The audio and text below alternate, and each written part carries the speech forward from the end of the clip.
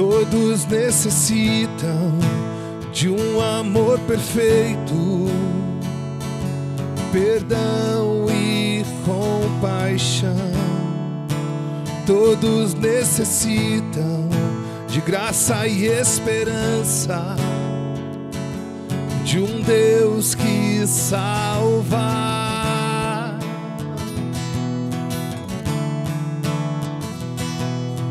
Cristo move as montanhas e tem poder para salvar, tem poder para salvar, para sempre, autor da salvação. Jesus a morte venceu, sobre a morte venceu.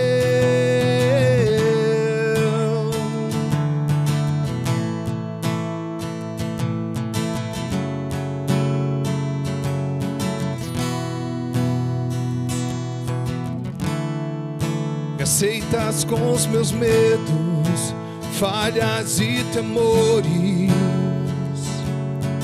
enche o meu viver, a minha vida entrego pra seguir teus passos, a ti me rendo.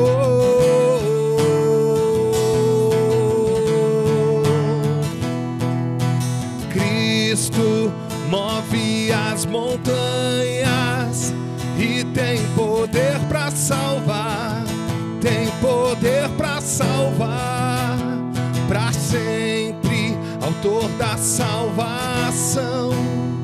Jesus a morte venceu, sobre a morte venceu.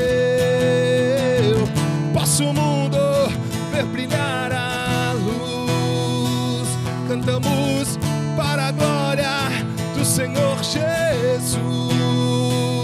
Cristo, posso o mundo ver brilhar a luz, cantamos para a glória do Senhor Jesus. Cristo move as montanhas e tem poder para salvar, tem poder para salvar, para sempre, autor da salvação. Jesus a morte venceu, sobre a morte venceu.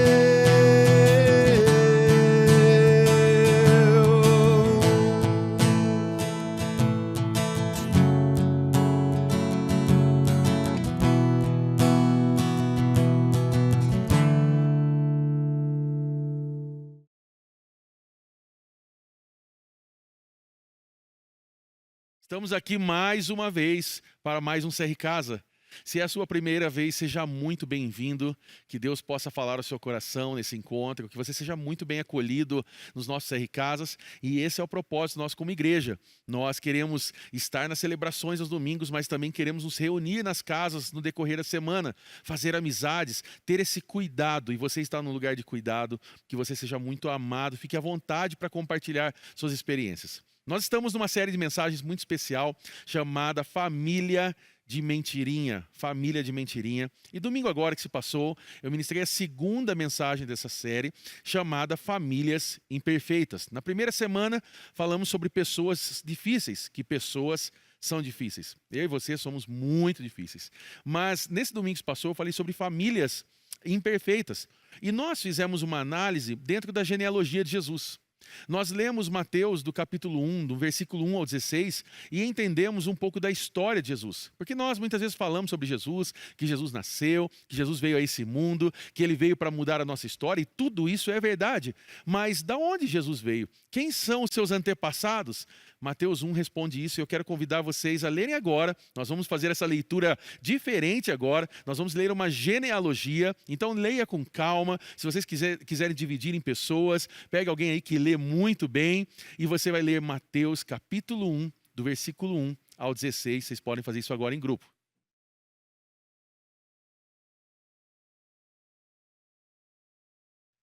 Bom, nós acabamos de ler então uma genealogia e você viu agora da onde surgiu Jesus, da onde ele veio. E nós entendemos dentro desse contexto, entendendo essa genealogia, Jesus aqui, Jesus Cristo, como é afirmado no versículo 16, Cristo aqui não é um sobrenome de Jesus, Cristo aqui agora é uma função, é agora o significado dessa palavra que vai dizer que ele é o escolhido, Cristo é o escolhido, é o ungido, é o Messias, é o Salvador. A Bíblia nos chama Jesus de o Salvador do mundo, e essa é uma grande verdade.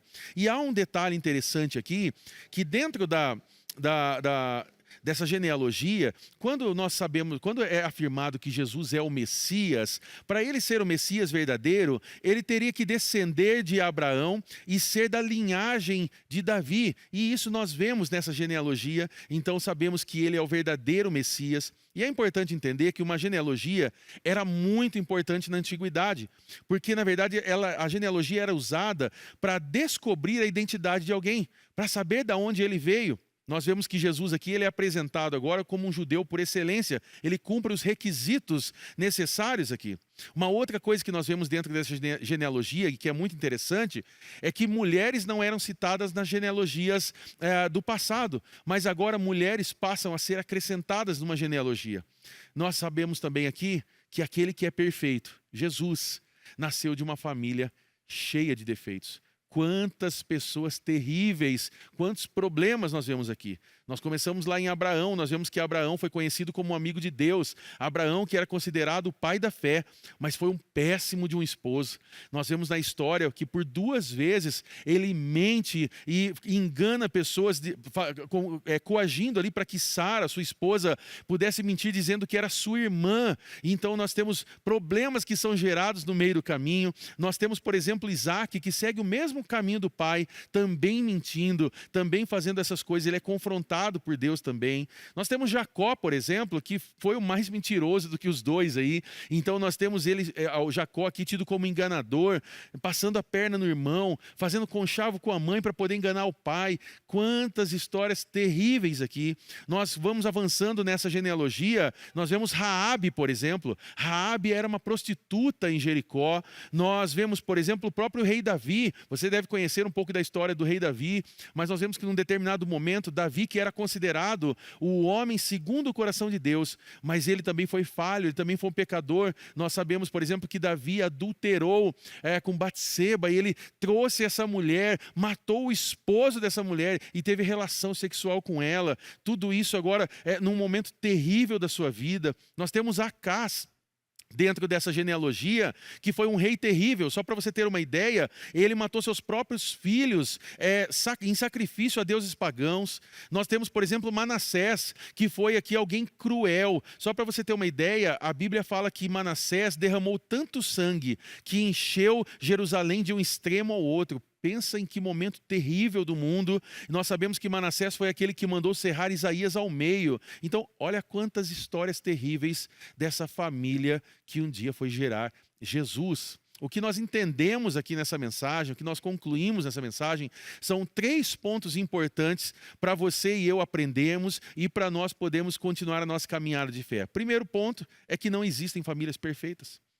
Não existem famílias perfeitas, nem a família de Jesus era perfeita. Nós entendemos aqui que a minha família e a sua família não serão perfeitas. Precisamos parar de idealizar essa ideia da família doriana, aquela família dos comerciais de TV, todas bonitas, sentadas, não há problema, todos sorrindo. Não existe isso. Nós entendemos que nós temos uma família abençoada, muitas vezes em meio às dificuldades. Nós também entendemos aqui no segundo ponto que Jesus transforma famílias defeituosas. Famílias como a minha e a sua.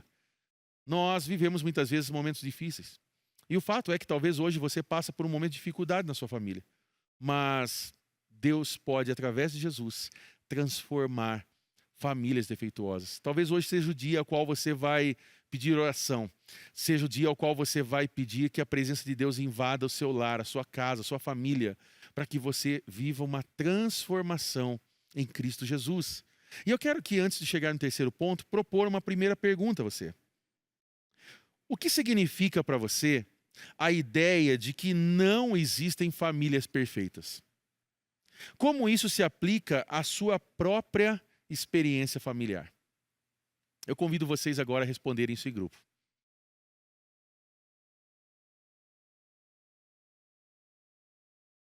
Bom, com toda certeza, saber que as nossas famílias não alcançarão esse modelo de perfeição idealizado muitas vezes nos vídeos, nos filmes que nós vemos por aí afora, nos dá uma sensação de alívio, mas ao mesmo tempo nos dá uma sensação de encorajamento para que nós possamos ver as nossas famílias ainda melhores. Não se contente em ver a sua família do jeito que está. A sua família pode ser muito melhor através de Jesus Cristo.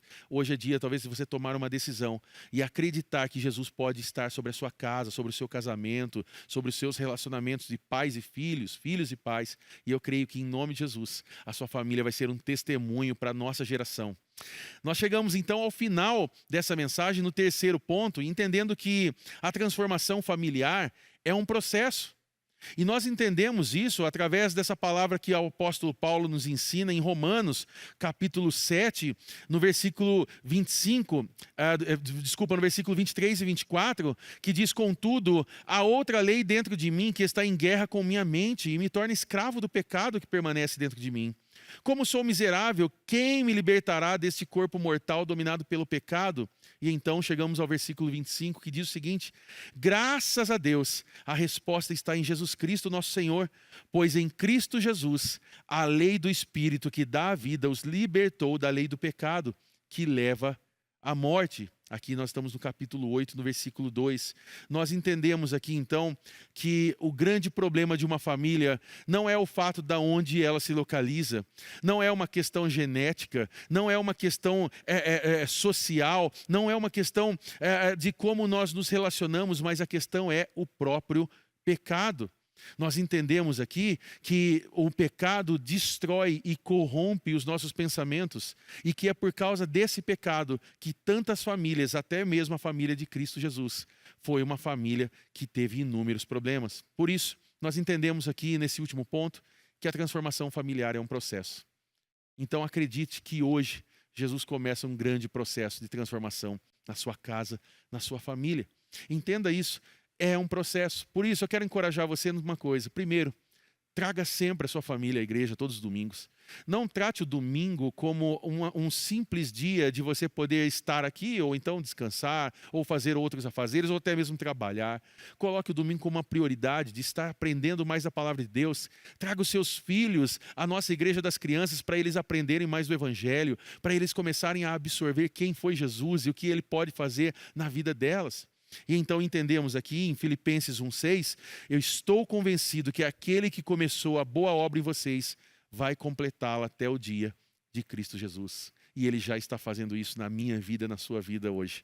Por isso, eu quero colocar uma última pergunta e passar a palavra aos nossos líderes para que vocês possam estar orando em duplas, orando em grupo, da forma como vocês entenderem e acharem melhor. A Bíblia nos mostra que até mesmo o homem segundo o coração de Deus, Davi, teve grandes falhas. Como essa realidade te encoraja a buscar a Deus, mesmo em meio aos nossos erros? Eu convido vocês agora a responder isso em grupo e passo a palavra aos nossos líderes, para que vocês possam orar depois, dar sequência, ter esse tempo de oração, de comunhão muito especial.